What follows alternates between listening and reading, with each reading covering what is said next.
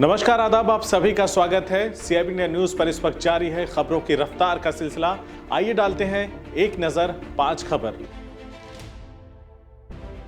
Samajwadi party के निवर्तमान जिला अध्यक्ष हवलदार यादव ने भाजपा की केंद्र एवं प्रदेश की सरकार पर बड़ा आरोप लगाते हुए कहा कि विपक्षी दलों के नेताओं के विरुद्ध फर्जी मुकदमा लगाकर दमन व आतंक के सहारे उनकी आवाज दबा रही है सरकार।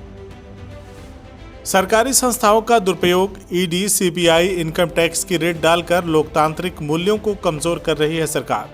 उन्होंने कहा कि रमाकांत यादव, पूर्व सांसद एवं विधायक फूलपुर आजमगढ़ के विरुद्ध आजमगढ़ जिला प्रशासन प्रदेश सरकार के इशारे पर झूठी फर्जी कहानी गढ़कर शराब की घटना में अभियुक्त बना दिया है, जबकि घटना 4 महीने पहले की है। यदि उनके विरुद्ध कोई सबूत रहता तो उसी समय अभियुक्त बना दिया गया होता, लेकिन बाद में परेशान करने के लिए ये कार्रवाइयाँ की जा रही है। उन्होंने कहा कि ये सरकार हिटलर और मुसोलिनी के रास्ते पर चल रही है। संविधान और लोकतंत्र को खतरा पैदा हो गया है। सपा आजमगढ़ उनके अलोकतांत्रिक रवैये का विरोध करेगी और पार्टी का एक प्रतिनिधिमंडल जनपद के अधिकारियों से मिलकर न्याय और निष्पक्ष आधार पर पुनर्विचार करने के लिए आग्रह करेगा।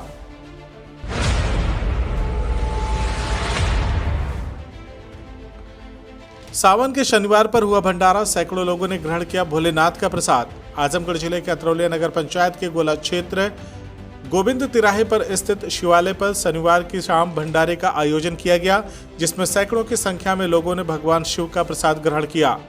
सावन माह की शनिवार पर हर साल होने वाले भंडारे में बनी भगवान शिव की प्रिय भोग मोदक का भोग लगाकर भंडारे का प्रारंभ हुआ, जिसमें पूरे नगर के लोगों ने आस्था दिखाते हुए बढ़ चढ़कर हिस्सा लिया। शिवालय को इलेक्ट्रिक झालरों और रंग बिरंगी लाइटों से सजाया गया था।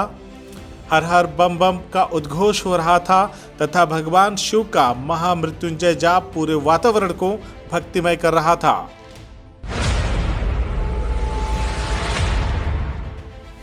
नवागत क्षेत्राधिकारी ने अतरौलिया थाने का किया निरीक्षण। मुहर्रम को लेकर पुलिसकर्मियों को दिया दिशा निर्देश।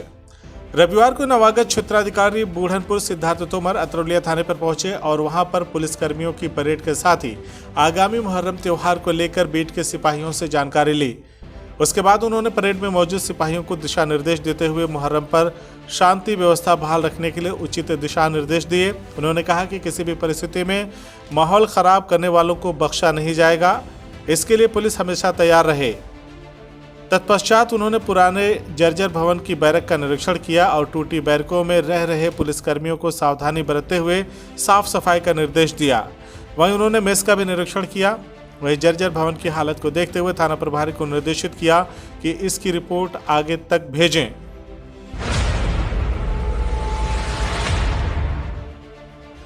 चेकिंग के दौरान अवैध गांजे के साथ अभियुक्त गिरफ्तार।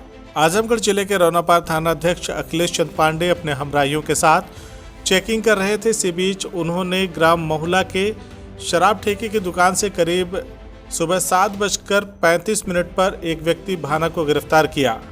उसके पास से 1 किलो 300 ग्राम नाजायज गांजा और 150 रुपये की चिटबंदी के साथ उसे गिरफ्तार किया है। उसके खिलाफ धारा 8/20 NDPS एक्ट में मुकदमा दर्ज किया गया है। वेदांता इंटरनेशनल स्कूल आजमगढ़ के बच्चों ने हिंदी साहित्य के पितामह, कलम का सिपाही और कथा सम्राट मुंशी प्रेमचंद उर्फ धनपत राय का 142वां जन्मोत्सव को अपने विशिष्ट अंदाज में मनाया। प्रिंसिपल RS शर्मा ने प्रेमचंद के जीवन और साहित्यिक विशेषताओं पर प्रकाश डालते हुए कहा कि प्रेमचंद ने हिंदी कहानी और उपन्यास की एक ऐसी परंपरा का विकास किया जिसने पूरी सदी के साहित्य का मार्गदर्शन किया।